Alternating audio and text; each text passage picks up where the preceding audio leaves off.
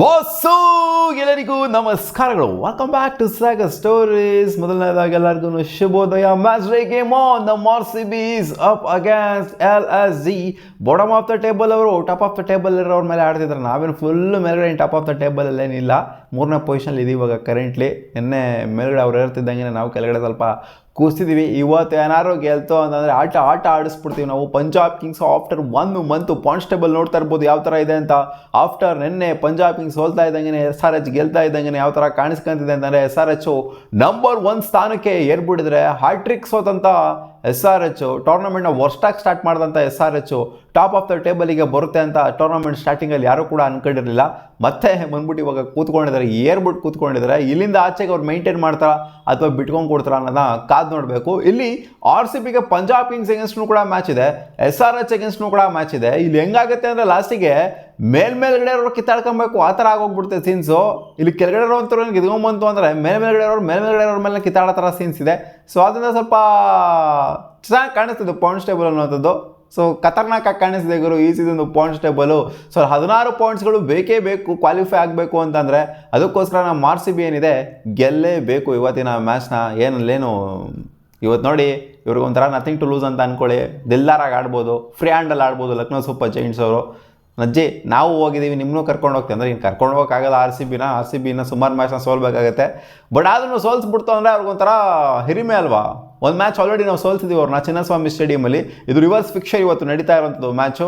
In case ಅವರು ಸೋಲ್ಸ್ಬಿಟ್ರು ಅಂತಂದರೆ ಅವರಿಗೆ ನೋಡಿ, ಇವರು RCB ಅಂತ ಕ್ವಾಲಿಟಿ ಟೀಮ್ನ ಡಿಫೆಂಡಿಂಗ್ ಚಾಂಪಿಯನ್ಸ್ ಸೋಲ್ಸ್ಬಿಟ್ವಿ ಅಂತ ಅವರಿಗೆ ಸ್ವಲ್ಪ ತಲೆ ಮೇಲ್ಗಡೆ ಬಂದ್ಬಿಡುತ್ತೆ. ಅಂದರೆ ಸ್ವಲ್ಪ ಗೆಲುವಿನ ಟ್ರ್ಯಾಕಿಂಗ್ ಮತ್ತೆ ರಿಟರ್ನ್ ಆಗಿದ್ದೀವಿ ಅಂತ. ಸೋತು ಸುಣ್ಣವಾಗಿರುವಂಥ ಲಕ್ನೋ ಸೂಪರ್ ಜೈಂಟ್ಸ್ 6 ಕನ್ಸಿಕ್ಯೂಟಿವ್ ಸೋಲುಗರು. ಸೋಲ್ ಬಿಟ್ಟರೆ ಬೇರೆ ಏನೂ ಗೊತ್ತಿಲ್ಲ ಇವ್ರಿಗೆ ಈ ಟೂರ್ನಮೆಂಟಲ್ಲಿ. ಆ ರೇಂಜಿಗೆ ಸೋತಾಗ್ಬಿಟ್ಟಿದ್ದಾರೆ. ಯಾರು ಕೂಡ ಇವ್ರ ರೇಂಜಿಗೆ ಸೋತಿಲ್ಲ. KKR ಸೋತಿಲ್ಲ, ಮುಂಬೈ ಸೋತಿಲ್ಲ. ಆ ರೇಂಜಿಗೆ ಸೋತ್ಬಿಟ್ಟು ಕೂತ್ಕೊಂಡ್ಬಿಟ್ಟಿದ್ದಾರೆ. ವರ್ಸ್ಟಾಗಿ ಇಟ್ಕೊಂಡಿದ್ದಾರೆ ನೆಟ್ ರನ್ ರೇಟನ್ನು ಕೂಡ. ನೋಡಿ ಹೆಂಗಿದೆ ಅಂತ ಅವ್ರ ನೆಟ್ ರನ್ ರೇಟು 1.076. ಎಲ್ಲೋ 0.1% ಚಾನ್ಸ್ ಇದೆ ಅಂತ ಅನ್ಬೋದು. Sometimes that chance is good enough ಅಂತ ಅನ್ಬೋದು.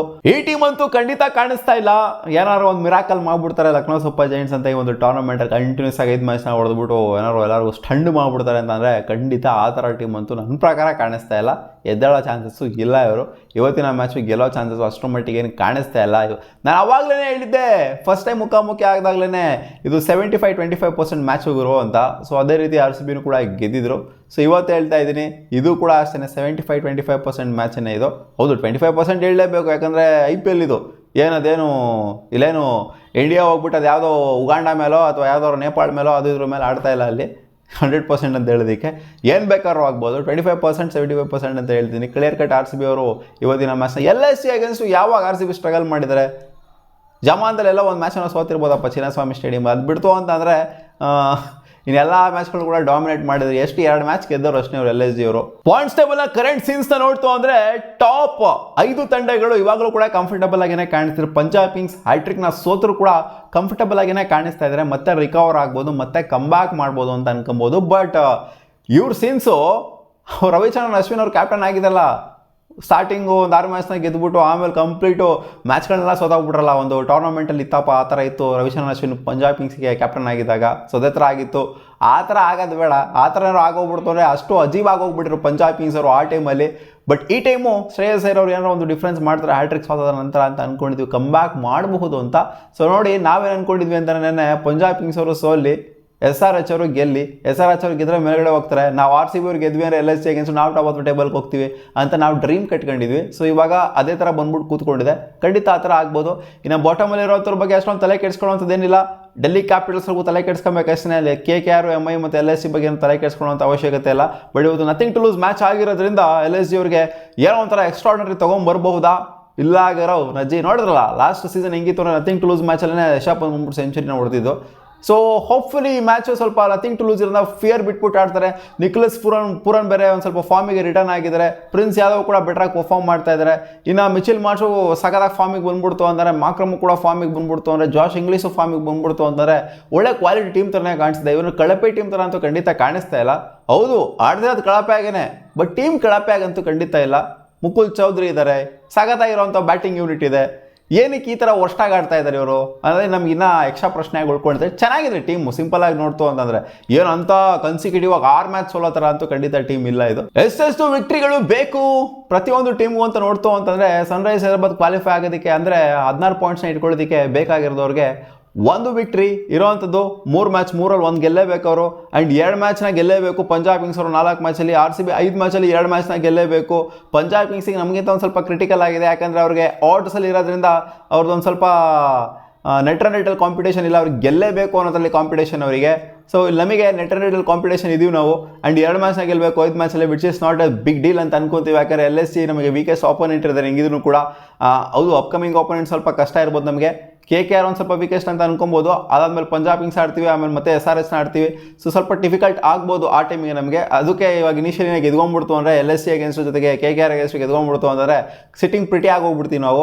ಇವ್ರಿಗೂ ಅಷ್ಟೇ 4 ಮ್ಯಾಚಲ್ಲಿ 2 ಮ್ಯಾಚ್ನ ಗೆಲ್ಲಬೇಕು. ರಾಜಸ್ಥಾನ್ ರಾಯಲ್ಸ್ಗೆ 4 ಮ್ಯಾಚಲ್ಲಿ 2 ಮ್ಯಾಚ್ನ ಗೆಲ್ಲಬೇಕು. GT ಅವ್ರಿಗೂ ಕೂಡ 4 ಮ್ಯಾಚಲ್ಲಿ 3 ಮ್ಯಾಚ್ನ ಗೆಲ್ಲಬೇಕು. CSK ಅವರು 4-4 ಗೆಲ್ಲಬೇಕು. ಇಲ್ಲಿ ಡೆಲ್ಲಿ ಕ್ಯಾಪಿಟಲ್ಸು 5-5 ಗೆಲ್ಲಬೇಕು ಇಲ್ಲಿ KKR ಅವರು. ಆಮೇಲೆ ಮುಂಬೈ ಇಂಡಿಯನ್ಸ್ ಗೊತ್ತಲ್ಲಪ್ಪ, ಎಲ್ಲನೂ ಗೆಲ್ಲಬೇಕು. ಇವರು ಕೂಡ ಎಲ್ಲನೂ ಗೆಲ್ಲಬೇಕು, 5-5 ಗೆಲ್ಲಬೇಕು. ಜೊತೆಗೆ ನೆಟ್ ರನ್ ರೇಟ್ನ ಪೀಕಲ್ಲಿ ಇಟ್ಕೊಂಡಿರಬೇಕು. ಅವಾಗ 4ನೇ ಪೊಸಿಷನ್ಗೆ ಕ್ವಾಲಿಫೈ ಆಗುವಂಥ ಪಾಸಿಬಿಲಿಟಿ ಬಂದರೂ ಬರಬಹುದೇನೋ.